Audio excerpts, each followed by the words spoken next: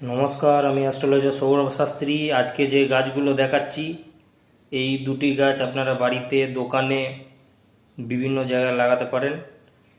একটা হলো lucky bamboo, আর একটা হলো মানি প্ল্যান্ট। মানি প্ল্যান্ট মোটামুটি 30 টাকা থেকে 100 টাকার মধ্যে পাবেন, আর লাকি বাম্বুর দাম নার্সারিতে মেবি 150 থেকে 200 টাকার মধ্যে।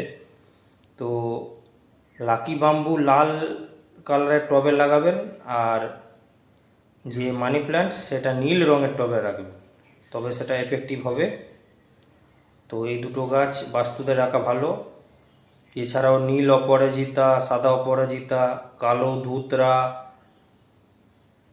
এই সব গাছগুলি ভিটেতে রাখা খুবই ভালো। অনেক ধরনের বাস্তু দোষ দূর হয়, টাকা পয়সা আনে।